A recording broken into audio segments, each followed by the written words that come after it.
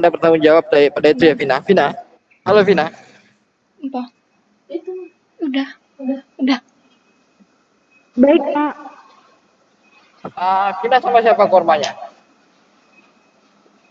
Saya sendiri, Pak. Anda mampu sendirian atau perlu berdua? Berdua boleh, Pak? Oke, ya udah Anda pilih teman Anda ya nanti ya. Baik, Pak. Oke. Silakan hubungi siapa lagi yang Anda pilih sebagai teman Anda. Tapi yang ini 13 tolong dijawab pertanyaan saya. Halo. Untuk Muhammad angkatan siapa berapa? tadi? 2. Halo, Pak. Bisa dengan siapa ini? Muhammad Muhid, Pak. Kenapa dari tadi Anda tidak dengar panggilan saya? Suaranya terputus-putus, Pak. Oh, benar. Apakah suara saya memang terputus-putus yang lain? Halo? Ada yang bisa jawab? Tadi sedikit terputus, Pak. Oke, siapa tadi? Muhammad. Muhammad Muhid, Pak. Oke. Saya panggil Anda apa? Muhid, Pak. Oke, Muhid. Pertemuan pertama tentang apa, Muhid? Dan siapa yang ngajar? Kalau yang saya ingat, kalau dari Pasila itu kayak pengantar perubahan iklim secara umum. Terus kalau dari Pak Surya sendiri itu perubahan iklim dalam bidang Saya nanya pertemuan pertama. Pertemuan pertamanya isinya apa? Siapa yang ngajar? Saya tidak ngajar, Pak. Seperti apa? Saya nanya pertemuan pertama. Pak Sila, Pak. Isinya tentang? Dua.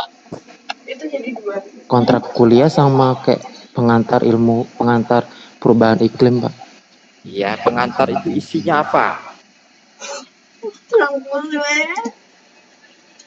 Kalau judul mah gampang, pengantar gitu. Selesai sudah. Isinya apa? Oke, Vina, ini yang Muhammad ini tolong dikuningin ya. Isinya apa, anjir? Oke, saya pindah ke yang lain. Makasih Muhammad ya. Ya, Pak. Oke. Apa isinya? Sekarang saya masuk ke ini 40 Rizky Eka. Halo. Iya, Pak.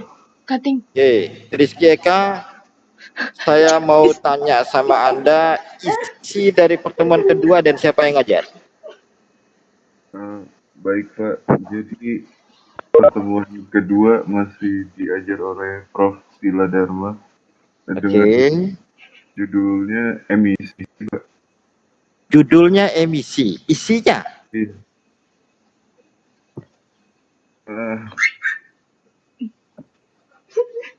Ini di YouTube aja.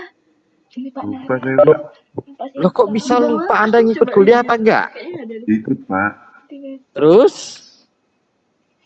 Pak, udah lalu banget, Pak. Iya, Pak, udah lalu banget loh, Pak. Yang 2 bulan yang lalu masa tidak ingat sih Anda? Anda mahasiswa loh ini. Oke, terima kasih ya Eka ya. Saya tahu, Pak. Hah? Saya tahu, Pak. Saya tahu bagaimana udah telat. Ya, telepon kamu tuh lo, Ber. Ya. Vina tolong dikuningin, Vina. Oke, saya sekarang nanya ke kalian, mulai dah baca-baca lagi pertemuan 1, 2, 3, 4-nya sampai pertemuan 12-nya. Saya akan panggil Aca ya. Mary 004. Halo. Mary 004. Pertemuan 1. 2. Pertemuan berapa? Pertemuan. Oke, saya ketiga nih. Mary 004. Ada, Ber. Perbandingan pertemuan 1. Oke, tolong Vina dimerahkan Mary 004.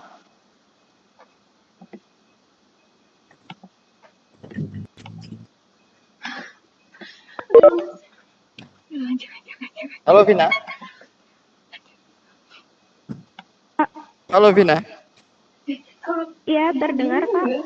Tadi Mary udah dimerahkan ya? Sudah, Pak. Oke, baik, terima kasih.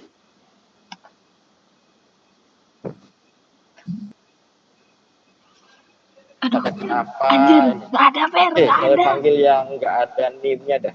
Ada. Gabriela Asya, Aisyah. Hadir Pak. Kecil di sini. Oke, Gabriela. Anda ikut kuliahnya apa bagaimana? Kenapa Pak? Anda ikut semua nggak kuliahnya atau bagaimana? Ikut Pak. Oke, ikut. Pertemuan keduanya tentang apa? Nggak ingat Pak.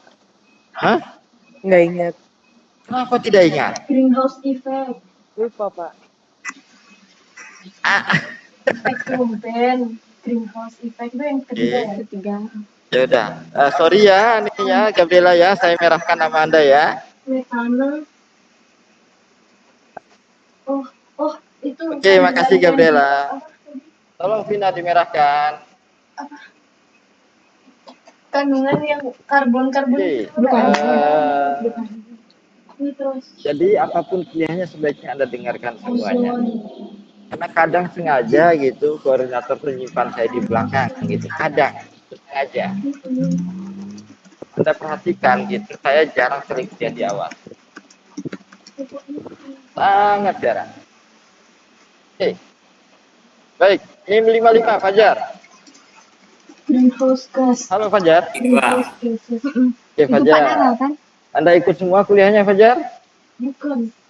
Pak, sudah. Ikut Pak. Yang emisi gas rumah Ikut. kaca. Kalau saya tanya acak boleh? Pak Nara itu, pokoknya gas Boleh. Pak Nara. Oke, pertemuan kelima siapa yang ngajar? Kelima Pak Mandara Pak. Pak Mandara tentang apa isinya? Pertemuan kelima itu presentasi kalau nggak salah Pak.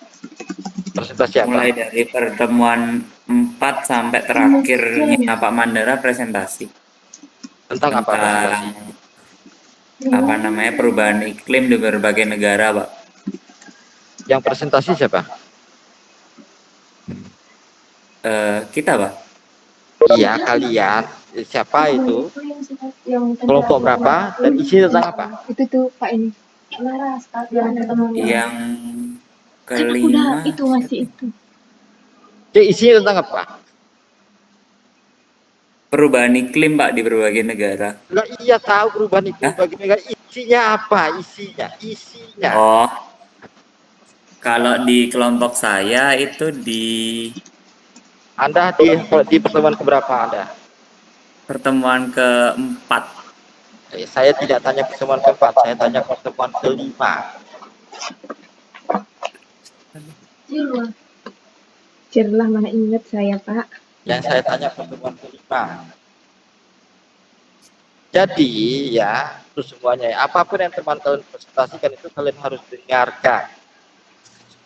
Ya, kalian harus dengarkan, terus kalian harus perhatikan karena itu sama seperti dosen yang memberikan materi. Hanya bedanya sekarang kalian yang disuruh bikin materi, suruh untuk menjelaskan. Ya, jadi sama. Itu adalah sama, walaupun bukan Anda yang melakukan tugas itu, tapi harus didengarkan. Reproduksi. 3 kali. Bisa dipahami semua? Bisa Pak. Iya Pak. Oke. Jadi Kak Pin Anda bilang sudah ingat pertemuan apa isinya dan siapa yang melakukan? Oke, enggak usah ada siapa yang melakukan presentasi. Isinya perubahan iklim dunia itu sudah banyak. kurang 4 pokoknya. 4 kali. Ya. 12 sekarang. Ada juga. 13. Oh, yang ini Pak. Iya, 13. Apa namanya? Greenland Pak, dia anak-anak membahas Greenland. Oke, bahas Greenland, isinya apa di Greenland? Pencairan apa glacier. Cairan apa? Glacier, oke, pencairan Oke. glacier. Kenapa bisa pencairan glacier?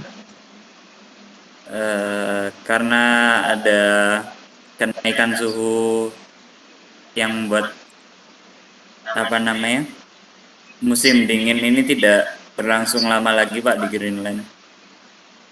Oke, kira-kira suhunya kenaikan ke berapa?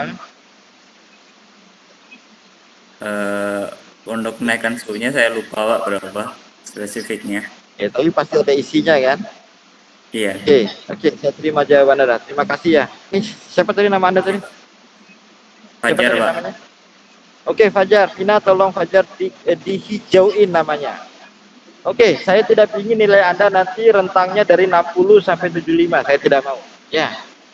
Tapi kalau begini terus kondisinya, rentang nilai-nilai Anda nanti dari 60 sampai 75 loh.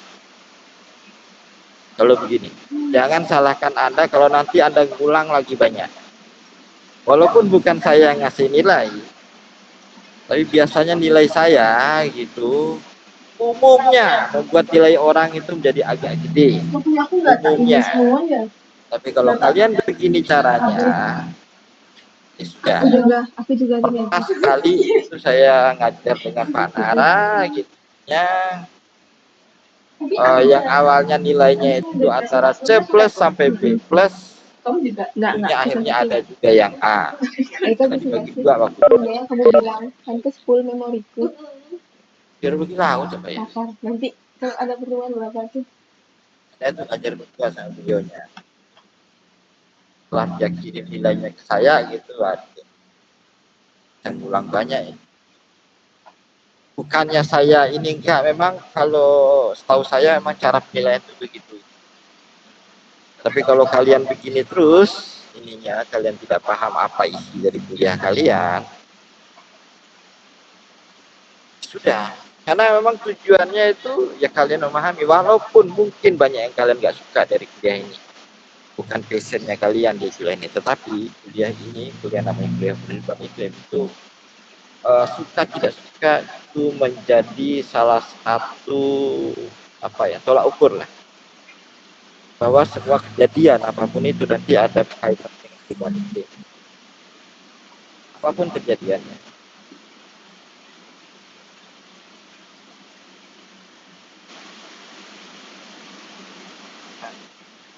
Dan yang sangat-sangat deras gitu ini,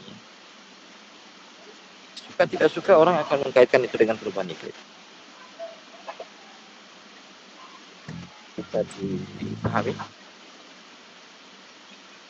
Halo? Halo? bisa Pak di sini Halo? Suara saya tidak kedengaran lagi atau bagaimana? Pak, bisa. Suara saya kedengaran apa enggak? Terdengar Pak, namun Terdengar, Pak. terputus-putus Pak. Oh, namun putus-putus ya. Oke. Oke. Tadi baru sampai di pertemuan kelima ya. Oke, ada yang mau jelaskan ke saya satu pertemuan yang kapan gitu ininya? Apa? Ada yang mau ini sebelum saya panggil lagi satu-satu nanti kena merah semua loh. Ada yang mau nolong temannya? Kenapa? Ini ada yang tahu nggak pertemuan Ada. apa yang mau jelaskan gitu? Ayo ya. Ayo udah pertemuan ke-12. Ada yang mau nolong temannya nggak? Apa tuh isi pertemuan ke-12? Oh kemarin. Saya ada, Kemarin Pak. evaluasi. Oke, silakan. Jadi siapa ini? saya Rika, Pak. Oke, terima kasih Rika. Silakan Rika. Jadi pertemuan ke-12 terakhir itu kita eval sih, Pak, dari Pak Surya. Berarti ujian maksudnya ya? Iya, ujian. Yang Oke, pertama. tapi pertemuan ujiannya berapa, Pak Surya? apa namanya ini? Ujian dari pertemuannya Pak ini saja, Pak siapa namanya? Pak Surya aja. Pak Surya aja. Iya. Pak Surya ada pertemuan 11 ya? Oke. Terima kasih Erika ya. 10 maksudnya. Oke, ada yang tahu pertemuan ke-11 isinya apa? Maksud tujuan saya tuh hanya mau apa ya, tidak overlap aja. Ini nggak sih perubahan iklim pada ekosistem? Nggak tahu itu anehnya itu perubahan iklim itu. Halo Pak, izin menjawab Pak. Iya. Jawab Pak. Silakan. Mungkin yang bisa saya simpulkan pada pertemuan 11 itu mengenai dampak perubahan iklim terhadap ekosistem dan aktivitas perikanan Pak di laut. Jadi dari seluruh dampak perubahan iklim ini contohnya seperti kenaikan suhu, curah hujan, dan laut itu mempengaruhi suhu di dalam laut, juga suhu permukaan laut, sehingga biota-biota di laut itu juga mengalami dampak yang signifikan, seperti ikan-ikan yang bermigrasi kan biasanya mencari suhu yang stabil, tapi karena perubahan suhu ini mereka bermigrasi ke tempat yang mungkin tidak bisa dijangkau oleh para nelayan, Pak. Terus untuk beberapa tumbuh-tumbuhan atau biota-biota yang memiliki klorofil di laut itu terjadi blooming karena kelebihan sinar matahari, Pak. Itu yang mungkin bisa saya sampaikan dan saya simpulkan pada pertemuan ke-11, Pak. Oke, terima kasih. Ini dengan siapa ini? Putri Stefania, Pak. Oke, makasih Putri. Vina nanti tolong ya yang saya nggak sebutin merah kuning atau apapun itu dihijauin aja langsung ya Vina ya. Biar saya nggak ini ya. Tadi kayak Eka, terus itu Putri gitu ya. Ya Vina. Baik, Bapak. Halo. Oke, makasih. Oke, mana tadi ini? Gimana caranya?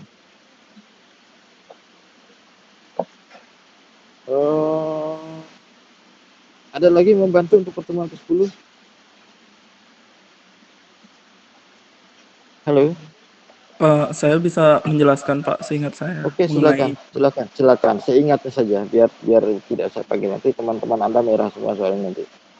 baik, seperti yang Stefani sudah jelaskan. Jadi di pertemuan 10 Pak Surya juga menjelaskan secara jelas mengenai dampak perubahan iklim terhadap pemijahan ikan seperti itu Bapak. Jadi kenapa pada saat musim penghujan pemijahan ikan itu menjadi lebih intensif seperti itu, dan juga dampak seperti hujan asam terhadap kualitas pemijahan dan perubahan suhu juga Bapak terhadap budidaya ikan seperti itu Bapak.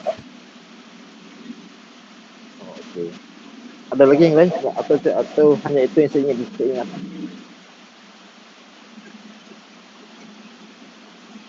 Suara saya putus-putus lagi ya? Halo, suara saya putus-putus ya?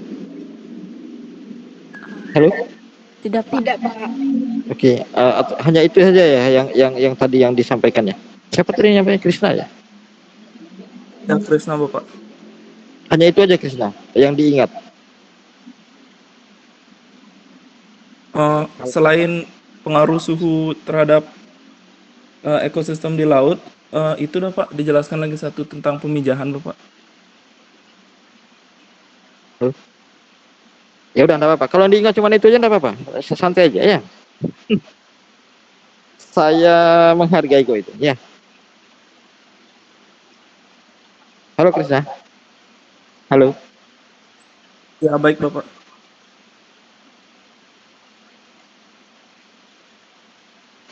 Halo. Oke. Baik Bapak. Yang lain ada nggak yang mau membantu saya lagi? Pertemuan ke-9 mungkin, ke-8 mungkin, atau presentasi teman-teman kemarin isinya apa? Izin Bapak menjawab. Oke, siapa aja nih? 2 orang nih. Siapa duluan tadi? Saya di AD, Pak. Mau Oke, di HD sama siapa lagi satu tadi? Rati, Pak. Oke, Rati. Oke, dia sama Rati. Silakan dia duluan baru terus Rati. Izin menjelaskan yang tentang pertemuan ke-9 tentang perubahan iklim ekosistem itu. Jadi kemarin Pak Surya dapat jelasin tentang mengulas kembali gitu Kak. Pak, perubahan iklim itu bagaimana, terus biasanya tuh disebabkan oleh apa, dan Pak Surya juga menjelaskan pihak-pihak yang kesulitan saat terjadi perubahan iklim itu seperti petani, nelayan, seperti itu. Terus bagaimana kita menghadapi perubahan iklim sekarang ini, seperti bagaimana kita cara beradaptasi di kondisi seperti itu, dan bagaimana cara kita untuk mengatasi terjadinya perubahan iklim itu. Lalu Pak Surya pada pertemuan ke-9 itu juga menjelaskan tentang dampak cuaca dan muka air laut. Lalu ada juga tentang perubahan temperatur global seperti itu Pak. Dan dampak perubahan iklim terhadap pada aspek kesehatan, pada pemukiman, pengairan, pertanian, kelautan, perikanan, begitu Pak. Seperti itu Pak yang saya ingat. Terima kasih Pak. Terima kasih. Ya, sekarang siapa tadi? Vina ya? Rati Pak. Ya. Oh, Rati. Oke, Rati. Silakan Rati. Saya mau bahas pertemuan yang ke-8 boleh Pak? Itu tapi bukan Pak Surya, Pak, dari Pak Nara. Boleh. Itu menurut saya pertemuannya menarik Pak, soalnya dia itu membahas tentang perubahan iklim dan dampaknya itu di laut. Jadi judul materinya waktu itu Ocean Are Changing. Jadi ada 6 faktor di laut itu yang mengalami perubahan saat terjadi perubahan iklim. 6 faktor itu ada sea level temperature, terus sea level, terus temperatur, salinitas, arus, sama kandungan karbonnya. Jadi kalau salinitas itu dia dapat mengubah dari massa lautnya itu sendiri, kemudian laut itu juga memiliki juga dijelaskan kalau laut itu memiliki kemampuan 1000 kali lipat dalam penyerapan panas dibandingkan dengan atmosfer. Kemudian juga dijelaskan itu beberapa hal terkait tentang perubahan iklim dan dampaknya ke laut, seperti adanya ocean thermal headlock, itu beban karbon yang tahan laut saat diserap itu bagaimana, tersimpan itu berapa lama, terus nantinya itu tuh ternyata karbon yang disimpan di laut itu dapat dilepaskan kembali ke permukaan jika di dasar itu sudah jenuh kayak gitu Pak. Kemudian ada beberapa variabel yang berpengaruh secara signifikan itu seperti kadar garam, dan juga itu perubahan iklim di laut itu juga menyebabkan adanya perubahan densitas dan mempengaruhi arus di laut. Terus perubahan arus di laut itu sulit diteliti gitu, Pak. Yang pasti sudah ada di penelitiannya itu di Atlantik Utara, itu diprediksi arusnya di sana itu akan shut down, dan itu tuh kalau misalnya jadi seperti itu dampaknya itu cukup besar gitu Pak.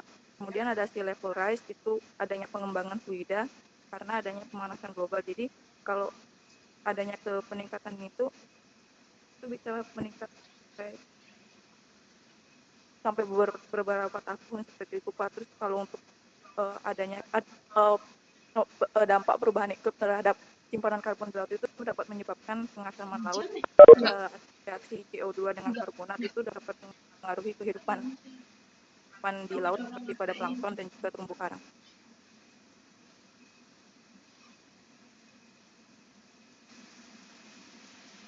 Banyak perubahan iklim 13 kan?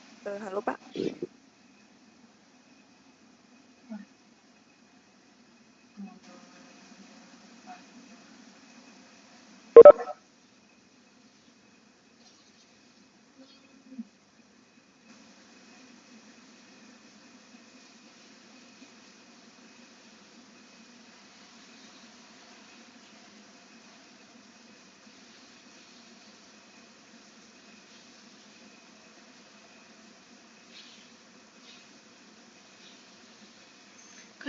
Kalau Pak Nara punya Halo Pak, suara Bapak masih di mute. efek rumah kaca, yang blue carbon tuh Sorry, cuma 3 kan? Cuma Pak Nara kan? masih saya mute ternyata. Terima kasih ininya. Apa namanya ini? Aku sebelah doang. Tadi saya ngomong apa lupa saya jadi. Oke, pertama adalah tadi terima kasih. Ini Rati ya? Rati ya tadi ya? Iya Pak. Rati sama dia ya? Hah? Yang pertama Kak Dia Pak. Oke, dia. Oke. Kenapa Pak? Kalian panggil saya. Oke, Rati, memang tadi paling penting adalah strategi pengasaman lautnya itu penting sekali ini, walaupun nanti karena tidak ada peningkatan Tanggal 13 laut itu ada 9, 13, 16. air Itu nggak sih tanggal 13. air Nggak ada nih. itu menarik itu. Aku nggak ada tanggal 13. Oke, tadi pertemuan 12 sudah, 11, 10, 9, 8, 5. Ada lagi yang lain? 14, 26. Mau berbagi? Ini 11, 14, 26. Halo. 2. Halo, ada lagi yang lain? Tidak ada. 9 tuh masih presentasi ya? Oke, di pertemuan keempat yang presentasi kelompok siapa saja?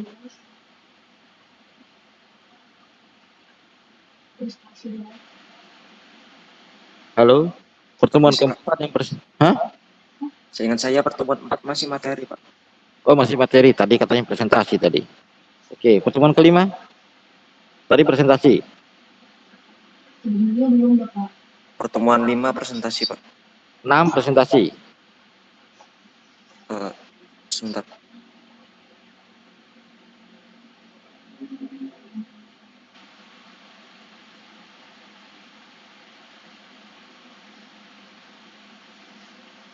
Oke. Materi tentang El Nino, La Nina, IOD itu sudah belum? Belum. Halo? Belum, Bapak. Oke, oke, itu nanti mungkin saya akan masuk mungkin nanti walaupun nanti mungkin bisa lihat interaksi atmosfer laut sudah. Interaksi atmosfer laut. Sepertinya belum, Pak. Belum sih. Oke, belum juga ya. Oke.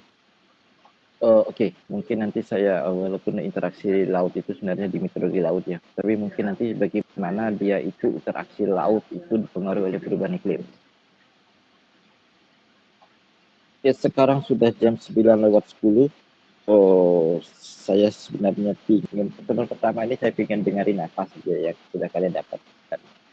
Saya ingin refresh lagi kalian lagi apa yang sudah kalian dapat ininya. Mungkin ke depannya mungkin saya akan tanya-tanya lagi gitu terkait dengan apa yang saya sampaikan.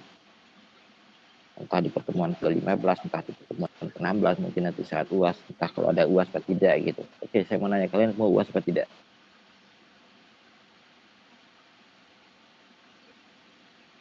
Halo? Ya, penilaian ada banyak, bisa lewat UAS, lewat ujian, nanti kalau pakai Google Form dan lain sebagainya mungkin, atau pakai pertanyaan esai mungkin nanti. Bisa juga lewat ujian. Bisa. Kalau lewat UAS mungkin agak sulit karena tidak bisa diawasi ininya. Mungkin pilihan evaluasi yang lain dan lewat ujian. Kalau UAS soalnya tidak bisa diawasi bagaimana cara untuk melakukannya. Itu apapun kuliah dari dosen, apapun materi disampaikan oleh teman kalian, baiknya kalian dengarkan. Tadi dengar nggak suara saya? Halo? Halo? Halo? Halo? Pak? Terdengar, Ya. Pak, tapi kecil, Pak. Oh, kecil. Kalau sekarang gede apa kecil? Sekarang sudah lebih baik, Pak. Sekarang gede apa kecil? Gede, Pak, lumayan gede, Pak. Dibandingin yang tadi ya? Iya, Pak, tadi agak kecil gitu, Pak. Oke, saya tadi agak jauh tadi. Oke. Saya ini mau nyampein aja ini, bahwa apapun yang disampaikan oleh teman kalian, baik itu tugas atau apapun, didengarkan. Ya. Ini bukan draft saya. Mungkin materi ini tidak terkait langsung dengan kalian atau apapun. Jadi seperti saya bilang, apapun yang hampir sebagian besar akan diberikan dengan perubahan iklim. Sebagian besar. Kalian ngomong tentang misalnya sekarang kalau ada yang ambil data ikan gitu. Kalian melakukan sensus ikan atau penelitian tentang jenis-jenis ikan. Melalui pengamatan itu. Sekarang kalian mungkin akan tidak banyak dapat ikan yang bagus-bagus. Tapi nanti ditanya, kenapa kalian tidak banyak sekarang? Kalian bisa kaitkan waktu lagi pengambilan data itu saat lagi kasus sekarang seperti di mana hujan yang deras. Konservasi siapa? Jadi seperti itu. Yang kemarin tugas. Jadi kalian bisa mengkaitkan dengan hal itu. Itu aku minta kemarin. Kenapa bisa seperti itu? Ada fenomena di sana. Kalau tadi saya misalkan saja ada fenomena yang mana variabilitas itu terjadi terus. Kalau variabilitas itu terjadi terus-menerus itu namanya adalah perubahan.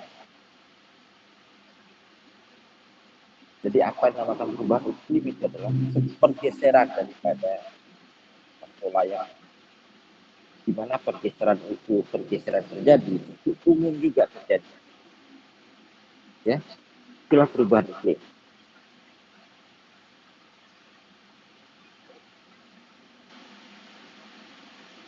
Ada yang bisa menjelaskan nggak saya kaitan antara perubahan iklim dengan pemanasan global? Bukan perubahan iklim yang Ada nggak? kan pemanasan global Halo? itu dia bumi ini gas. Ada yang ingin bersuara? Halo Pak. Ya, silakan. Ini siapa nih? Baik, Adit Pak. Oke, silakan Andi. Kalau di perubahan iklim itu kayak anomali parameter cuacanya seperti suhu, habis itu apa lagi ya? Ya suhu aja sih yang paling menonjol di pengetahuan saya Pak. Terus habis itu kalau yang di pemanasan global itu ada keterkaitannya kayak emisi gas rumah kaca yang meningkat bisa meningkatkan suhu permukaan laut seperti itu dari apa ya? Di atmosfer itu ya Di atmosfer kenapa di atmosfer? di atmosfer itu emisi gas rumah kaca kan kayak tertahan gitu Pak, terus Ya, kayak terus dia bikin apa panas yang apa namanya ya?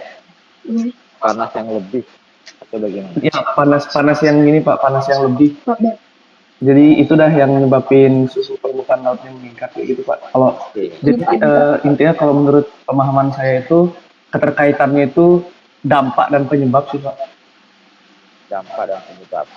Ya, jadi penyebab parameter seperti suhu itu meningkat ya karena dari proses pemanasan global itu sendiri seperti itu Pak. Meningkat karena saya terima Baik Pak, terima kasih Bapak. Oke, ada lagi yang lain yang mau memberikan tambahan? Saya Pak. Oke, silakan. Siapa nih? Rati Pak. Oke, silakan Rati. Kalau menurut saya Sebentar dulu Rati ya. Vina. Halo Vina. Vina. Pak? Iya Ya. Pak. Nanti kalau 2 kali tulisnya 2 kali ya. Kayak Rati kan udah 2 kali nih. Baik Pak. Oke. Oke, silakan Rati. baik Pak. Kalau menurut saya hubungan pemanasan global sama perubahan iklim itu saya menangkapnya itu sederhana saja Pak. Perubahan iklim itu kan kalau dijelaskan secara simpel itu merupakan suatu perubahan pada iklim bumi yang rentang waktunya itu tidak singkat gitu Pak. Jadi bisa minimal 30 tahun. Nah, ketika terjadi suatu pemanasan global itu yang bisa disebabkan oleh emisi karbon atau gas rumah kaca ke atmosfer itu kan bisa menyebabkan pemanasan global gitu kan Pak. Nah, kalau misalnya itu cuma terjadi dalam waktu singkat itu kan dia tidak terlalu berpengaruh pada adanya perubahan di iklim di bumi ini. Tapi ketika dia emisi ini terjadi selama bertahun-tahun dan misalnya itu lebih dari 30 tahun, nah itu kan bisa berdampak dan menyebabkan perubahan. Perubahannya itu bisa menyebabkan di perubahan iklimnya kayak gitu Pak. Misalnya itu tuh contohnya adanya pencairan es atau perubahan di sirkulasi atau kopling hubungan antara atmosfer dengan laut yang menyebabkan adanya perubahan musim hujan dan musim kemarau kayak gitu dan seperti La Nina, El Nino kayak gitu Pak. Itu kan dia menyebabkan perubahan iklim kayak gitu. Itu menurut saya sih Pak. Oke, terima kasih Rati. Oke. Ringkas ininya, padat ininya. Tapi kalau ada yang mau menambahkan silakan. Enggak Pak. Saya nggak mau nambahkan, saya mau nanya. Oh gitu. Terus gimana? Saya mau nanya kalau misalkan kayak tadi yang ditanya pilihan UAS dengan presentasi. Kalau presentasi itu materinya apa? Ya bebas lah nanti. Bukan presentasi, tugas maksudnya. Bisa presentasi, bisa apapun dan nanti ini. Oh, oke. Bebas. Yang jelas sih kalian yang nanti yang ini kan, yang ini. Tapi kalau UAS mungkin pilihan terakhir mungkin nanti. Nah, agak sulit bagi saya untuk mengawasi kalian. Ya. Halo Kade. Oke Pak. Oke. Ya, terima kasih Rati ya ininya ya. Uraiannya. Ada lagi yang mau memberikan pendapat Pak? Saya izin berpendapat Pak. Silakan. Ini dengan Imran Pak. Oke, silakan Imran. Kalau menurut saya sih Pak, kaitannya pemanasan global dengan perubahan iklim itu, menurut saya terjadinya perubahan iklim itu merupakan salah satu dampak dari pemanasan global Pak. Jadi pemanasan global itu terjadi karena peningkatan konsentrasi gas rumah kaca, terutama contohnya seperti karbon dioksida, Pak. Nah, dengan meningkatnya konsentrasi gas rumah kaca tersebut, akan semakin banyak panas yang ditahan di permukaan bumi, dan itu yang akan mengakibatkan suhu permukaan bumi menjadi meningkat. Kalau menurut saya seperti itu sih, Pak, kaitannya. Jadi panas global dulu, pemanasan global duluan atau perubahan iklim duluan? Terjadinya perubahan iklim ya karena dampak dari pemanasan global. Maksud saya adalah apakah itu perubahan iklim yang duluan terjadi? Pemanasan global Pemanasan terlebih dahulu, Pak. Apanya terlebih dahulu? Terjadinya pemanasan global yang disebabkan karena tadi konsentrasi gas rumah kaca yang meningkat, yang disebabkan oleh meningkatnya karbon dioksida, sehingga terjadinya perubahan iklim. Oke, berarti duluan pemanasan global daripada perubahan iklim ya? Gitu. Oke, baik. Makasih Imran ya. Oke. Sebenarnya itu sebenarnya yang saya tunggu tadi ininya adalah bahwa perubahan iklim disebabkan oleh pemanasan global gitu ini. Jadi gini, semua ada siklusnya. Dan semua siklus itu mencari keseimbangan. Ya, kalau tidak ada gas 20-an, minus berapa gitu nih. Jadi suhu bumi itu minus. Kalau tidak ada gas rumah kaca. Seharusnya gas rumah kaca itu ada siklusnya. Di mana itu dilepaskan oleh yang alami, misalkan saja oleh dekomposisi, misalkan saja itu melepaskan gas metan. Gitu. Proses fotosintesis baik itu oleh tanaman maupun oleh si fitoplankton misalkan saja, itu dia menyerap CO2, menyerap karbon dan melepaskan karbon, di mana karbon yang diserap itu dia gunakan untuk proses pengembangbiakannya gitu, terus pembesaran diri dan lain sebagainya. Sisanya dilepaskan memang untuk dibuang ke bumi gitu ini. Jadi seperti itu siklusnya. Tetapi ada juga yang memang ya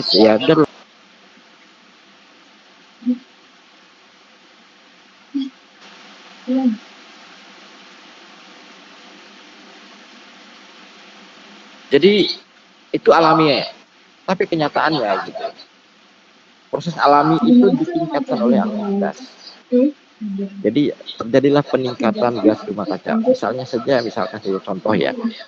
Minyak bumi, apapun yang berasal dari alam, batu bara dan lain sebagainya itu adalah bagaimana yang sebenarnya karbon itu tersimpan ratusan tahun, berjutaan tahun, itu dibakar dan kembalikan ke alam.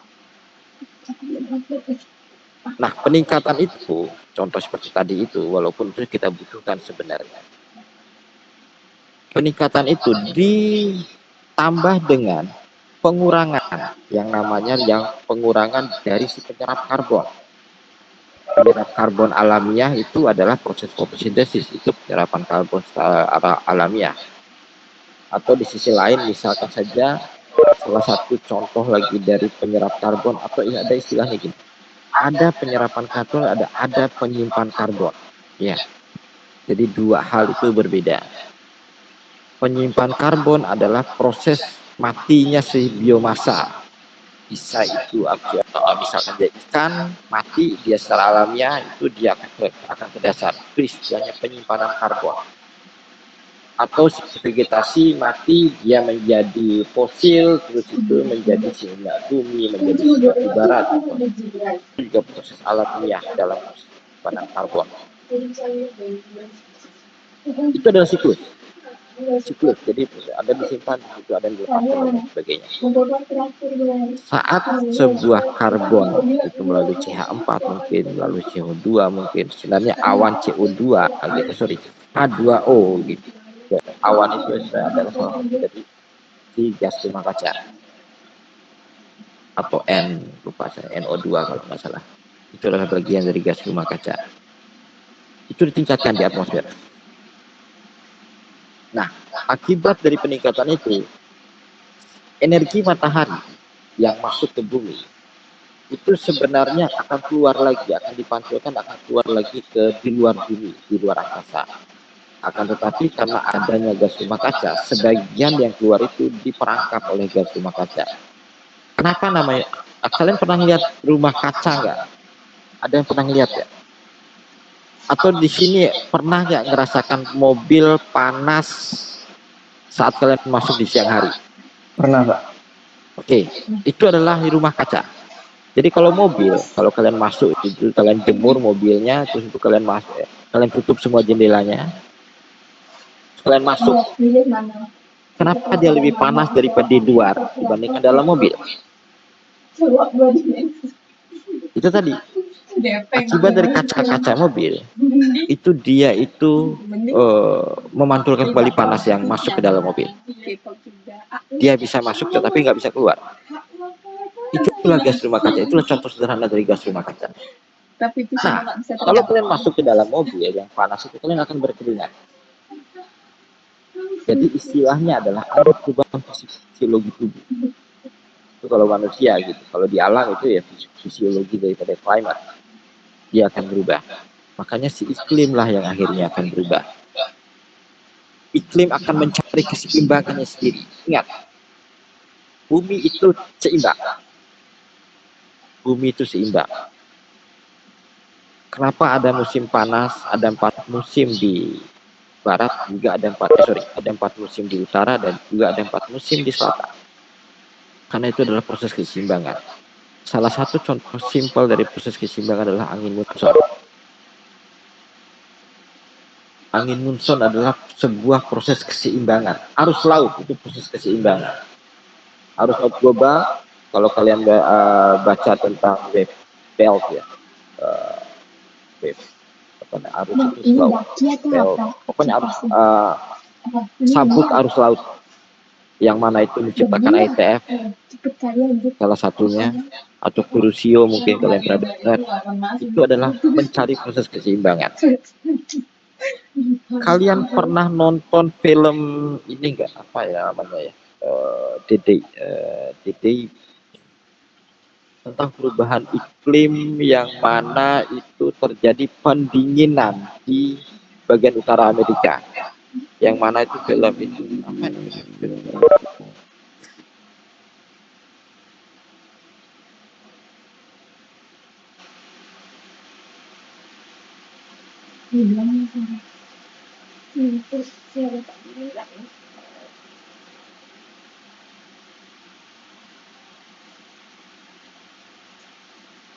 Ini biasanya sering dulu di Trans TV.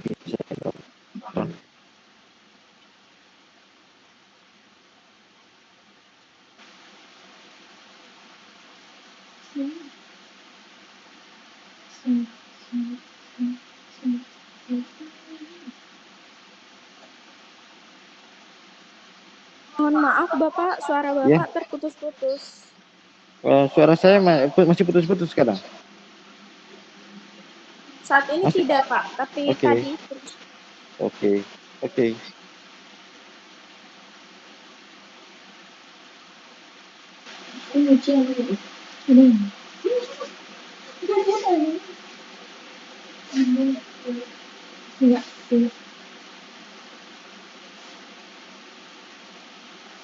Oh, The Day After Tomorrow. Pernah lihat? Pernah nonton ya? Saya enggak, Pak. Oke, itu tentang siapa tuh pemerannya ya? Day After Tomorrow itu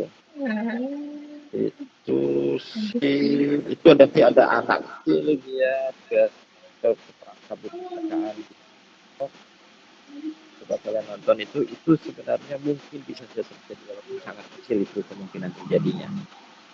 Jadi di Day After Tomorrow itu yaitu terjadi pendinginan sangat cepat bagian utara Amerika. Dalam waktu beberapa hari dia terjadi pendinginannya, terus itu akhirnya sebagian besar orang di sana coba untuk menyelamatkan diri dan lain sebagainya. Intinya adalah proses pendinginan yang sangat cepat. Kenapa pendinginan itu bisa terjadi sangat cepat? Gitu? Karena arus lautnya ketahan.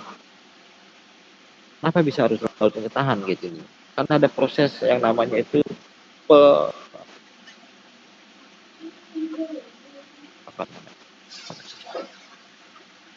istilahnya itu adalah pencairan es. di daerah kutub utara. Saat terjadi penyerahan es di kutub utara gitu, akibat dari pemanasan global, maka air itu menyebabkan terjadinya penurunan salinitas. Akibat terjadinya penurunan salinitas, maka density-nya menjadi rendah. Saat density-nya rendah, maka arus yang harusnya itu sampai di bagian utara itu tidak sampai utara. Padahal arus yang sampai ke utara itu sebenarnya adalah arus yang terjadi karena adanya pendinginan yang dari bagian utara. Karena arusnya adalah, kalau kalian lihat sabuk arus dunia itu, salah satu sabuknya itu jalurnya itu adalah di bagian bagian barat Afrika dan bagian barat Eropa itu ada arus ke utara dan turun kembali lagi ke bagian selatan dari utara itu lewat Amerika, bagian timurnya dan timurnya benua Amerika. Itulah arus global, di mana arus yang datang dari selatan ke utara itu adalah arus hangat. Dia membawa hangat sampai ke bagian utara. Terus itu arus yang dari utara ke selatan itu adalah arus dingin. Dia membawa dingin dari utara ke selatan. Nah, arus itu adalah arus keseimbangan. Di mana hangat itu, arus hangat itulah yang menyebabkan adanya proses hangat yang ada di bagian Eropa dan Amerika gitu. Sedangkan bila arus dinginnya itu adalah arus yang bagian dari proses pembukaan gitu ini. Saat arus itu terputus, bukan terputus, nah, tidak sampai bagian utara, maka akan terjadi pendinginan yang sangat cepat. Saat pendinginan itu terjadi, itu akan penyebaran panas juga akan lebih sehingga terjadi itu. Kalau itu mungkin terjadi, memungkinkan, tetapi kemungkinan bahwa terjadi pendinginan sangat cepatnya itu mungkin masih. Tapi pendinginan terjadi bagian utara bumi itu masih. Jadi itu adalah contoh bagaimana realitas dijadikan sebuah film. Walaupun namanya film itu pasti fiksi dia ini, tapi ada istilahnya science fiction. Jadi pemanasan global dulu diperangkap, setelah itu maka bumi akan mencari keseimbangan sendiri. Saat bumi mencari keseimbangan sendiri ini, jadilah hal-hal yang sekarang kalian lihat. Sekarang ada hujan yang bisa kita sangat sekali. Apa dia bisa sekali? Wilayah Indonesia itu lebih tinggi dari normal, lautnya ya lebih tinggi dari kondisi normalnya. Karena dia lebih tinggi dari kondisi normalnya, maka proses evapotranspirasi yang melakukan penguapan itu lebih tinggi, awan akhirnya tercipta lebih banyak, sehingga hujan pun terjadi lebih sering. Jadi seperti itu. Ada banyak, tidak hanya suhu laut yang berubah, bisa juga arah angin dan lain sebagainya yang menyebabkan yang kalian lihat tahun ini adalah yang sangat keras dan di mana-mana jadi banjir dan itu akibat dari dampak perubahan iklim. Situ kalau kalian perhatikan sekarang itu siklon tropis dan laut. Karena kalau terjadi peningkatan muka laut, cara antara atmosfer dengan bumi itu jadi lebih, walaupun ya bedanya cuma 1-2 cm mungkin, sekitar 5 cm mungkin. Itu efeknya besar sekali. Itu saya pernah dulu dikasihkan ilustrasi apa itu laut itu menyebabkan makin seringnya terjadi. Itu kalau kalian main basket, itu ukuran ringnya kan, tingginya kan sama. Saya nggak tahu berapa, sekitar 2 meteran mungkin. Ada yang tahu itu ring basket berapa? Ada? Nggak ada. Oke, saya asumsikan 2 meter. Hah? Apa itu? Tinggi ring basket. Oh, saya nggak tahu, Pak. Oke, saya asumsikan aja 2 meter lah, mungkin atau 2,5 meter mungkin Pak. Kalau kalian lempar bola dari tanah gitu ke ring basket gitu, yang 2 meter itu mungkin potensi masuknya katakan 5-10 mungkin dari 10 kali percobaan atau 5 kali ya kan. Tapi kalau kalian tinggikan tempat kalian berdiri gitu, katakan kalian tinggikan 10 cm atau mungkin 20 cm mungkin, potensi untuk masuk bolanya dalam basket 7 dan 10. Apa seperti itu? Akibat dari peningkatan muka laut saat atmosfer tidak berubah, maka potensi terjadinya siklon tropis akan jadi lebih tinggi karena jaraknya semakin dekat. Ini sebenarnya cerita yang saya kompilasi dari berbagai ini. Waktu itu saya sempat nonton di National Geographic lah mungkin atau dan lain sebagainya. Yang mungkin sekarang jadi bisa ya saya coba ceritakan ke kalian gitu. Oke, ada pertanyaan nggak? Halo, ada yang mau bertanya? Halo, nggak ada? Izin bertanya Bapak, namun Silakan. mungkin pertanyaannya agak sedikit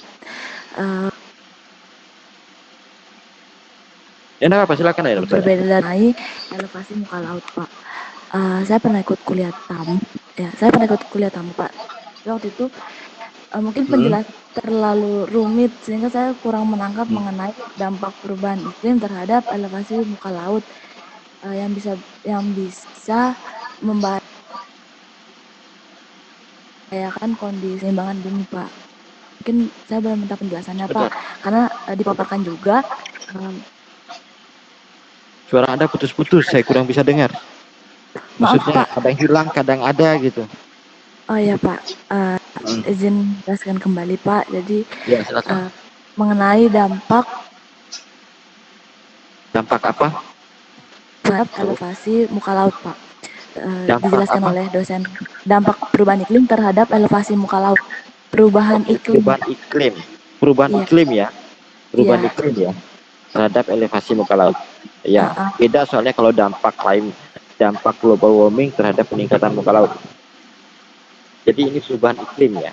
Iya, Pak, perubahan terhadap peningkatan muka laut. Oke. Iya. Karena dijelaskan pada saat itu ketika muka laut berubah secara signifikan akan mengganggu keseimbangan alam dan manusia harus bisa beradaptasi dengan keadaan itu. Mungkin Bapak jelaskan, Pak. Oke. Ya, terima kasih, Pak. Jadi, pertama begini. Saya terus terang aja bagaimana dampak perubahan. Tidak tahu dampak dari perubahan iklim terhadap peningkatan muka laut. Tapi kalau dampak daripada global warming terhadap peningkatan muka laut ada. Karena seperti tadi itu, perubahan iklim adalah dampak daripada global warming atau pemanasan global ya. Halo, barusan siapa yang nanya? Lupa saya. Nanya. Stefani, Pak. Oke, Stefani. Jadi gitu ya, Stefani ya. Peningkatan muka laut itu disebabkan oleh si global warming, bukan oleh si perubahan iklim. Nah, peningkatan muka laut itu bisa menyebabkan perubahan iklim. Jadi bukan perubahan iklimnya yang menyebabkan si peningkatan muka laut. Global warming dulu, setelah global warming itu terjadi maka ada pencairan es. Pencairan es itu dampaknya ada dua, yaitu volume air makin tinggi di laut. Itu pertama. Terus yang kedua, air yang cair itu menurunkan salinitas dan menurunkan densitas air. Bila densitas air yang turun, maka air itu renggang. Semakin renggang dia, maka semakin besarlah dia. Sehingga terjadilah peningkatan perubahan daripada elevasi air. Jadi gitu ya ininya ya. Salinitas yang dipengaruhi, kalau salinitasnya semakin rendah, maka airnya semakin renggang. Dan di mana renggangnya air ini juga dipengaruhi oleh suhu permukaan laut atau suhu laut. Semakin hangat airnya, maka renggangan air juga semakin besar. Ingat ya, air itu atom ya. Dia juga bisa merenggang juga. Jadi ada dua itu, H2O-nya itu bisa merenggang planenya karena ada pengaruh dari densitas dan juga ada pengaruh dari suhu. Oke. Itu pertama yang harus diingat. Terus peningkatan muka laut itu banyak sekali dia efeknya. Contoh yang paling tadi yang saya jelaskan adalah dia pengaruh untuk climate. Climate itu dalam artian di sini adalah adanya siklon dan lain sebagainya. Kalau kalian perhatikan gitu, umumnya siklon itu terjadi di daerah pertemuan massa air atau massa udara gitu ininya, sehingga dia bisa membentuk sebuah siklon saat kondisi-kondisi itu mendukung untuk terjadinya siklon. Itu yang tadi kaitan dengan climate. Kaitan yang lain adalah tadi itu peningkatan muka laut. Peningkatan muka laut di sini yang dimaksud mungkin yang tadi disampaikan oleh si siapa tadi? Pak Senat. Itu adalah dampaknya itu terhadap manusia di sini adalah manusia-manusia yang tinggal di daerah pesisir. Naik air laut katakanlah 20 cm, maka daratan yang tingginya itu hanya 20 cm dari elevasi muka laut saat ini, itu akan hilang, akan menjadi laut. Itu kalau 20 cm. Tapi kan tadi itu tinggi muka laut akan berbeda-beda pada masing-masing tempat. Jadi pengaruh salinitas dan suhu tadi ininya. Jadinya pulau-pulau kecil itu mungkin akan hilang. Tetapi tidak hanya itu saja. Tinggi muka laut dibarengi dengan penurunan muka tanah. Ya, ingat ya. Apa tadi? Sea level rise diiringi dengan apa istilahnya itu? Land subsidence atau penurunan muka tanah itu malah juga menyebabkan terjadinya percepatan daripada masuknya air ke darat. Dan nanti akan pengaruh. Contoh kasus itu terjadi di Semarang. Sebenarnya kalau di Jawa itu ada di daerah, lupa saya daerah mana gitu ini ya. Itu juga terjadi penurunan muka tanah dan peningkatan muka laut. Nah ini sebenarnya bisa diteliti, bisa kalian cari tahu itu kalau seandainya kalian bisa menggunakan namanya apa tadi? Bisa bilang PHI ya. Bukan PHI. CVI, Coastal Vulnerability Index. Coastal Vulnerability Index itu salah satu pendekatan bagaimana kerentanan di pesisir terhadap peningkatan muka laut. Ataupun kerentanan pesisir terhadap peningkatan muka laut dan penurunan muka tanah. Itu juga yang dilihat kalau seandainya kalau kalian masukin data land subsidence juga ini. Jadi pengaruh aja. Jadi kalau seandainya kemarin itu ada model, ada kalian lihat gambar itu Jakarta akan tenggelam mungkin bukan tenggelam di dalam di sebagian wilayahnya dan pesisirnya akan mengalami perendaman di tahun 2050 dan lain sebagainya itu karena asumsinya adalah peningkatan muka lautnya adalah linear dan juga ada asumsi bahwa terjadi penurunan muka tanah. Dua hal itu menyebabkan elevasi yang dulu tingginya itu katakanlah di 1 meter itu bisa sudah nggak ada di daerah-daerah yang berada pada elevasi begitu. Jadi akhirnya dampaknya ke manusia jadinya tempat tinggal manusia hilang gitu ini ya. Terus tempat berusaha juga hilang. Terus itu wilayah situ akhirnya di laut, daratan semakin mengecil gitu dan lain sebagainya. Jadi seperti itu. Bisa dipahami nggak atau masih mau ditanyakan lagi? Sudah nangkep Pak. Berarti ada kaitannya dengan perubahan konstruksi pantai ya Pak? Jadi gini, konstruksi pantai itu untuk meminimalisir dampak. Seperti breakwater Seperti gitu ya Pak? bagaimana? Iya, breakwater itu meminimalisir dampak. Iya. Dia Berarti itu tidak. berarti salah satu bentuk mitigasinya dengan Iya, salah pantai. satu bentuknya seperti itu. Iya. Nah, Ya Pak. itu hanya meminimalisir saja deh. Jadi bukan untuk jadi potensinya tetap ada, walaupun bisa diminimalisir. Oke, ada lagi yang ingin bertanya? Sudah Pak. Terima kasih Oke. banyak. Baik. Ada lagi yang ingin bertanya? Saya izin bertanya boleh Pak? Ya boleh. Mungkin ini juga agak melenceng dari materinya tapi masih berhubungan sih. Jadi kemarin itu lagi ramai isu kripto sama NFT. Isu apa? Kayak kripto Pak, kripto. Kripto itu apa? Uang. Oh oke, uang kripto. Oke. Ya uang kripto sama NFT itu kayak apa ya bilangnya kayak digitalisasi suatu karya seni sama digitalisasi uang itu kan Pak. Nah itu tuh katanya disinyalir dapat meningkatkan emisi karbon ke atmosfer kayak gitu dan bisa berdampak pada perubahan iklim. Itu mungkin Bapak bisa jelaskan lebih lanjut Pak. Saya nggak nangkap. Gimana? Katanya perusahaan yang menggunakan NFT atau kripto ini itu bisa meningkatkan emisi karbon gitu Pak. Itu benar atau tidak Pak? Saya masih agak abu-abu sama infonya. NFT uang kripto kan tidak ada bentuk fisiknya kan? Iya Pak, jadi dia katanya itu karena itu tuh dia nggak ada bentuk fisiknya itu kan jadi dia digital gitu Pak. Itu membutuhkan kayak mesin atau komputer gitu buat menjalankan siklusnya itu. Nah, komputernya ini kan ada banyak, itu tuh dia perlu listrik yang banyak gitu. Jadi di Iya, satu benar. gedung listriknya banyak. Karena penggunaan listrik yang banyak ini katanya bisa meningkatkan emisi karbon. Itu Iya, katanya benar. sih. Saya Iya, masih belum ngerti. kalau mau ditarik-tarik begitu bisa-bisa aja. Iya. Kalau mau ditarik-tarik seperti itu, ya. Tapi itu kan orang yang melakukan penambangan kan. Ada namanya penambangan uang kripto kan. Kalau sebenarnya tidak ditambang kan tidak ada proses seperti itu kan. Jadi kalau orang yang melakukan proses penambangan, jadi ada tuh script istilahnya. Kalau dalam hal itu, memang dulu yang buat uang kripto tuh ada dibuat kayak semacam dia bisa ditambang gitu nih. Dalam jumlah-jumlah tertentu itu dia bisa ditambang. Jadi sama kayak kita menambang emas dan lain sebagainya. Hanya saja sekarang cara tambangnya adalah kita melakukan menggunakan komputer dan lain sebagainya lah.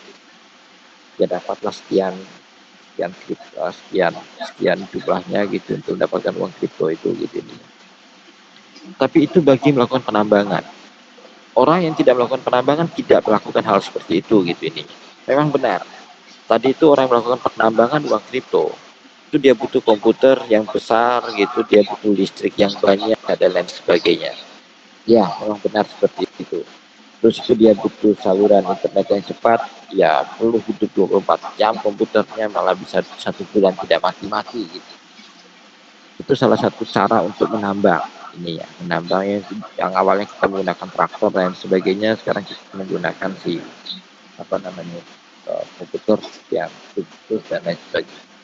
Sebenarnya apa istilahnya ya, boleh saja kita berpikir seperti itu, tapi kita juga harus melihat juga kondisi-kondisi kalau kita nambang di tempat lain, misalnya kita nambang emas dan lain sebagainya, mungkin itu akan lebih berdampak daripada menambang uang kripto. Walaupun saya juga tidak terlalu paham dengan penambangan uang kripto itu ya, tapi kalau kita punya itu tidak perlu kita tambang, itu cukup disimpan di hard disk, simpan di flash disk uangnya, jadi tidak perlu kita tambang. Kalau udah ada uangnya, yang sekarang selama ini orang menggunakan listrik yang besar adalah orang melakukan proses penambangan uang kripto. Jadi seperti itu. Bisa dipahami nggak? Kalau misalnya apa namanya bisnis seperti ini tuh terus berlangsung gitu selama bertahun-tahun gitu Pak, apa kira-kira tuh bisa dampaknya lebih besar lagi untuk ya Pak? Mungkin kalau seandainya banyak orang yang melakukan proses penambangan. Tapi kembali lagi, ini adalah penambangan. Ditambang. Ya, sama kayak kita menambang emas, sama kita nambang batu bara, sama kita menambang nikel dan lain sebagainya. Kalau terus-terus kita menambang batu bara, kita menambang nikel gitu, tapi nggak akan bisa lingkungan kan. Jadi berpikirnya adalah kita bandingkan antara yang sama-sama tambang, sama-sama tertambang. Memang benar ya. Tapi kalau dia sumber listriknya dari misalnya dari tenaga surya, misalnya dia pakai baterai dan lain sebagainya, ya mungkin tidak. Mungkin dia tidak menggunakan. Jadi kalau kita ngomong listrik, karena itu source-nya apa? Kalau dia listrik kembali dari misalnya dari tenaga matahari berarti disimpan di baterai itu ada tambangan lagi untuk dapetin dari baterai dan lain sebagainya. Ya, apapun kegiatan manusia itu sebenarnya sebagian besar itu merusak lingkungan. Sebagian besar. Contoh kita gunakan HP gini ini, kita gunakan headset dan lain sebagainya lah gitu. Limbah elektronik itu menjadi masalah saat ini. Karena proses pengolahannya sangat sulit. Ini kita pakai HP ini. Hanya jangan sering-sering ganti HP. Kalau kita mau limbah elektronik, salah satu masalah paling besar. Tidak ada negara yang mau menerima sampah elektronik. Tidak ada. Ya, itu yang pertama mungkin ya. Kalau misalnya limbah mobil dan lain sebagainya itu bisa didaur ulang gitu. Limbah elektronik susah sekali didaur ulang. Ya, ada logam-logam beratnya soal.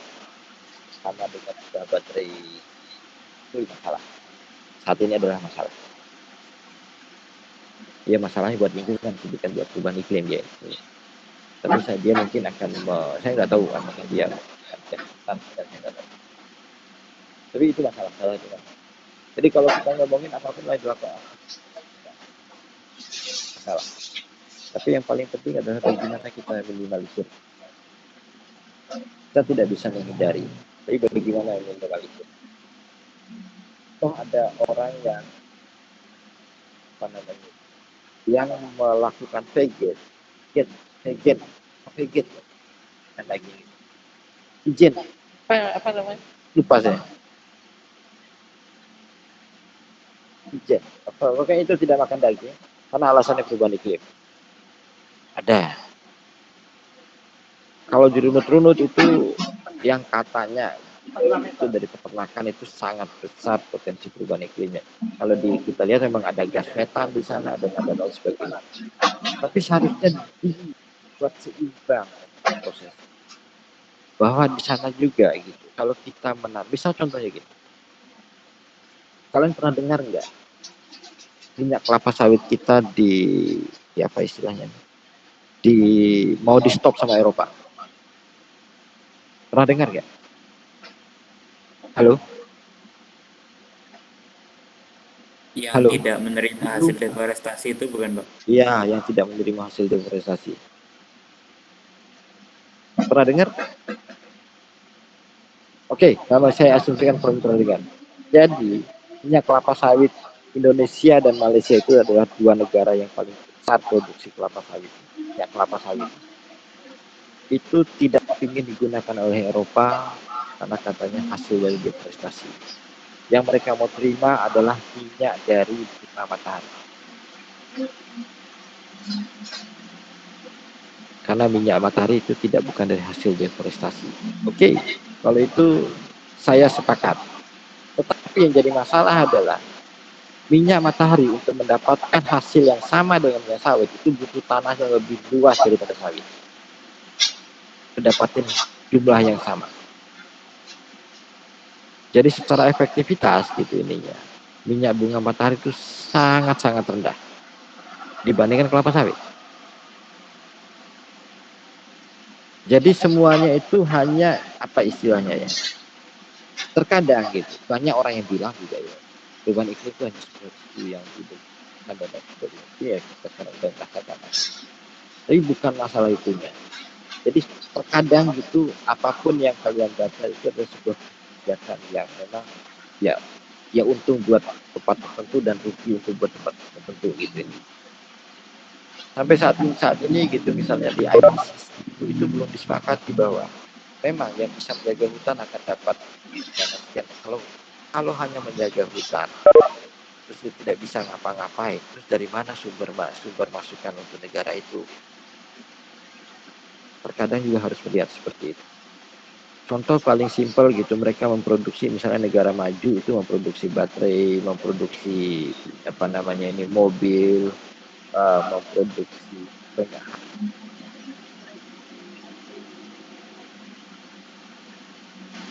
dan sebagainya gitu. Kan butuhkan sumber daya itu. Saat mereka membutuhkan sumber daya seperti itu gitu, mereka bisa maju karena itu bisa dibeli oleh negara-negara lain kayak negara Indonesia, negara Malaysia dan lain sebagainya. Tapi kita dilarang maju karena gitu kita disuruh menjaga hutan, hanya menjaga tidak bisa mengapa-apakan hutan. Nah, yang ujung-ujungnya kita nggak akan pernah buka, kita nggak akan pernah maju. Mereka akan bayar kita gitu karena sudah menjaga hutan. Jadi negara-negara maju akan membayar negara berkembang yang mau menjaga hutannya. Tapi mereka tidak bisa mengapa-apakan hutannya, harus dijaga. Dan ujung-ujungnya kita nggak bisa maju karena kita tidak bisa menggunakan sumber daya alam yang kita miliki. Kalau kalian perhatikan, Jepang itu bisa maju. Itu karena adanya sebuah pemusnahan. Dulu ada bom atom lah gitu. Walaupun ada banyak hal juga faktor lain yang menyebabkan kita maju gitu. ya faktor kondisi dan lain sebagainya. Tapi intinya banyak negara maju itu terjadi karena adanya pengusaha. Gitu. Jangan sampai Indonesia seperti itu sini. Tapi dalam artian gitu, untuk menjadi negara maju harus berusaha. Kita harus mulai dari yang apa namanya? Ya karena emang nggak ada gitu ininya. Karena termotivasi gitu. Motivasi untuk dapatin hal-hal seperti ya karena nggak ada barang. Indonesia tuh semuanya ada. Jadinya manja Indonesia. Kalian nancapin aja batang singkong tumbuh kok bisa kalian makan singkong. Kalian tancapin batang ubi jalar gitu ya. Tumbuh kok kalian bisa makan ubi jalar. Tancapin saja.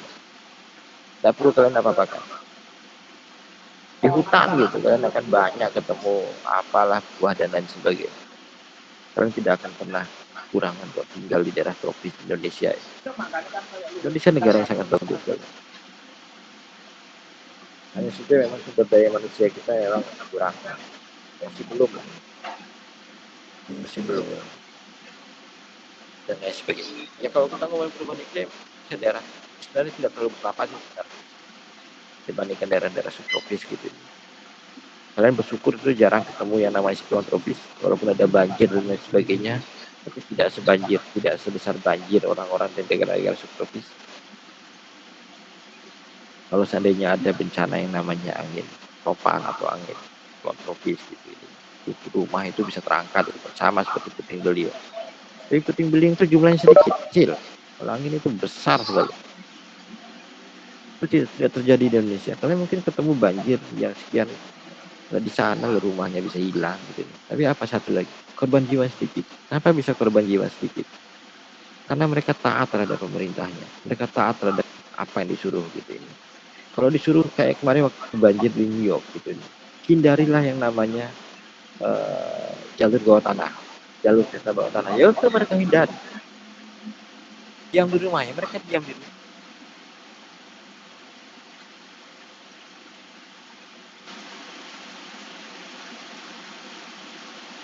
Jadi seperti itu. Jadi ketaatannya terhadap pemerintah juga jarang. Bencana sering tuh. Kalau ngomongin bencana sering tuh.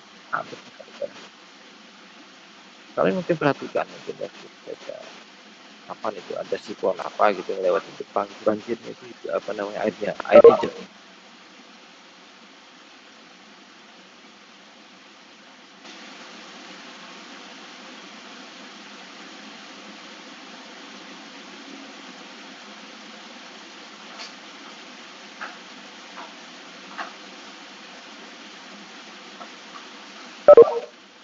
Biar banjirnya tidak lama gitu.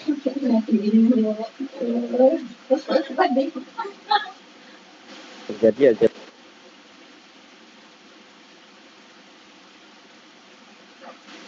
Jadi seperti itu. Oke, ada yang mau bertanya lagi? Halo. Mohon maaf Ada? Pak, saya izin Ya. bertanya. Silakan. Iya Pak, baik. Tadi kan sempat Bapak singgung bahwa bumi itu akan menyesuaikan diri terhadap perubahan iklim. Lalu tadi juga sempat dibahas mengenai sea level rise. Nah, saya masih bingung Pak antara sea level rise ini dengan perubahan iklim atau pemanasan global. Karena jika dilihat dari pengertian laut sebagai penyerap karbon, itu kan laut akan menyerap karbon apabila gas karbon di atmosfer itu lebih tinggi dari di dalam laut. Sebaliknya juga seperti itu. Jadi sebenarnya apakah kondisi sea level rise ini termasuk dari penyesuaian bumi terhadap perubahan iklim Pak apabila tidak melihat dari bidang manusianya? Maksudnya dari Ya. kerugiannya. Dari Terima kasih penyebab Pak. manusia ya. Iya Pak. Oke, baik. Pertama adalah laut memang penyerap karbon, tapi ada kondisi tertentu yang juga dia menyerap karbon. Laut juga bisa menjadi pelepas karbon, jadi tidak hanya menyerap karbon. Makanya tadi ada interaksi laut sama atmosfer. Laut bisa menjadi penyerap karbon kalau dia itu suhunya pas, terus itu densitasnya pas, apalagi densitas, dan ada cara untuk masuk. Ya, cara untuk masuk itu ya Gimana caranya karbon bisa masuk ke dalam air kalau nggak ada caranya masuk? Nah, cara masuknya itu adalah bubble, white cap, white cap, white cap itu adalah buih-buih, dan mana itu bisa didapat akibat oleh angin. Oke, satu. Gimana cara dia masuk? Dia akan masuk kalau seandainya jumlah karbon di air itu lebih sedikit dibandingkan di atmosfer. Kan dia kayak proses difusi ya. Jadi dia akan masuk seperti itu saja gitu melewati white cap, dia akan mencapai ke laut. Kalau bagaimana jumlahnya bisa sedikit itu dipengaruhi suhu laut. Bila suhu lautnya hangat, yang ada adalah umumnya yang terjadi adalah dia jumlah karbonnya akan lebih tinggi dia ini karena densitasnya besar. Semakin dia densitasnya semakin rapat densitasnya gitu, maka proses itu air akan menjadi kental. Makin kental air gitu, maka proses pelepasan atau penyerapan karbon akan lebih susah. Itu dipengaruhi salinitas air. Umumnya daerah tropis adalah pelepas karbon, bukan penyerap karbon. Yang menjadi penyerap karbon adalah daerah-daerah subtropis, di mana suhunya layak untuk bisa dia sebagai penyerap karbon. Makanya itu sebenarnya ada tadi dibilang adalah istilahnya itu sabuk arus global gitu ini ya. Sabuk arus global itu selain dia menyebarkan suhu, dia juga menyebarkan karbon. Saat dia subtropis itu diserap, itu akan disebarkan seluruh dunia melalui sabuk global arus. Terus bagaimana kaitan dengan sea level rise? Jadi sea level rise itu disebabkan oleh pemanasan global. Pemanasan global menyebabkan mencairnya es, makalah terjadilah peningkatan volume air laut. Esnya bukan esnya 1-2 seperti kita kayak es teh gitu. Esnya satu benua gitu. Jadi es yang ada di satu benua itu dicairkan dan sebagian besar malah tidak menjadi es lagi. Kalau dia menjadi es lagi gitu, maka ada penarikan kembali gitu ini. Menjadi masalah adalah dia tidak menjadi es lagi. Makanya terjadi peningkatan muka air laut. Sederhananya seperti itu. Ya, bisa dipahami nggak? Halo? Halo? Halo? Halo, ada yang bisa dengar saya apa bagaimana? Halo? Bisa, Pak. Yang tadi yang nanya siapa? Vina, Pak. Oke, Vina. Bisa dipahami nggak? Maaf Pak, sinyalnya sedang putus-putus. Oke, baik kalau gitu. Oke, ada yang mau bertanya lagi? Ini sudah jam 10 lewat. Ada? Halo. Ini mata pelajaran perubahan iklim. Mata ini salah satu hal yang mata saya suka ini kan perubahan iklim ini karena dia itu kita bisa kemana-mana gitu. Kita bisa ngomongin mulai dari Antartika, dari pokoknya semuanya. Atlantik lah semuanya. Jadi aku menurut. Coba kalian bertanya Pak. Ya silakan. Merangkum dari semua yang tadi Bapak jelaskan mengenai dampak perubahan iklim akibat global warming ini, apakah memungkinkan terjadinya depopulasi manusia, Pak? Depopulasi itu apa? Karena depopulasi itu apa? Depopulasi itu penurunan yang signifikan terhadap jumlah manusia, Pak. Ya, baik. Karena setiap daerah itu memiliki karakteristik dan memiliki kebutuhan untuk beradaptasi kan Pak. Mungkin beberapa daerah itu sulit melakukan adaptasi terhadap perubahan iklim itu tersendiri. Apakah mungkin Pak untuk terjadi depopulasi itu? Saya sih ngerasa manusia itu punya otak. Manusia itu selalu punya cara untuk menyambung hidupnya. Jadi menurut saya sih kecil ada hal seperti itu gitu. Mungkin akan terjadi kemiskinan dan lain sebagainya. Tapi penurunan populasinya sangat cepat dan kecil kemungkinan. Karena itu manusia selalu berpikir untuk bisa menyelamatkan hidup. Manusia punya akal, punya hati, punya nurani, punya segalanya gitu. Yang dimana itu berkah dari Tuhan gitu intinya. Untuk bisa dia menyelamatkan hidupnya, untuk bisa dia bantu teman-teman sekitarnya dan untuk bisa dia itu mencari jalan keluar terhadap permasalahan yang ada. Mungkin adaptasinya mungkin akan cukup lama gitu, tetapi dia akan mencoba mitigasi dulu ya, atau dia akan mencoba menghindari masalah itu gitu, entah bagaimanapun caranya. Contohnya kita sekarang itu suhu hangat kita pakai AC gitu ini. Contoh kita ada di tidak boleh dikasih ketemu di kelas gitu, kita dikasih kayak semacam kayak Webex kelas sekarang gitu. Cara cepat sekali. Bayangkan saja kemarin COVID baru terjadi 2-3 bulan gitu. Kita sudah tahu cara untuk bisa melakukan istilahnya pertemuan lewat daring dan lewat apapun. Walaupun sebelumnya udah ada digunakan, tapi banyak hal yang dimana saat ada masalah kita akan cari solusi. Menurut saya seperti itu. Ada lagi yang lain? Tapi mungkin ya kita akan sengsara mungkin. Awal-awalnya kita akan sengsara mungkin. Oke, ada lagi yang mau bertanya? Atau bagaimana? Ada tanggapan tentang jawaban saya?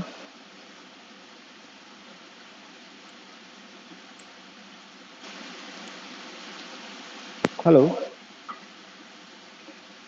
Halo? Suara saya nggak kedengaran, itu bagaimana? Terdengar, Pak. Oke, kalau gitu di jam 10:06, ada pertanyaan? Kalau ada pertanyaan terakhir kalau bisa. Mohon maaf, Pak. Ya, silakan. Saya tidak bertanya, tapi izin menyampaikan kalau Ya. misalnya setelah kelas ini kami pinjam room Bapak untuk melakukan sosialisasi Musma Hinasila, apakah bisa, Pak? Bisa. Mau pakai ini, silakan dipakai. Pak, terima Silakan kasih. dipakai. Baik. Ya, sama-sama. Saya nanti tidak matiin ya, saya keluar saja ya berarti ya. Halo. Iya, boleh, Pak. Oke. Ya udah kalau gitu. Kalau nggak ada lagi saya tutup ya kuliahnya ya. Ya. Sampai ketemu lagi di lain waktu dan kesempatan ya. Selamat pagi semuanya. Pagi. Selamat pagi, Pak. Ada sesi Pagi, resmi. Pak. Terima kasih, Pak. Keluar ya. Terima kasih, Pak. Ini belum keluar. Baik, sebelumnya selamat pagi kepada teman-teman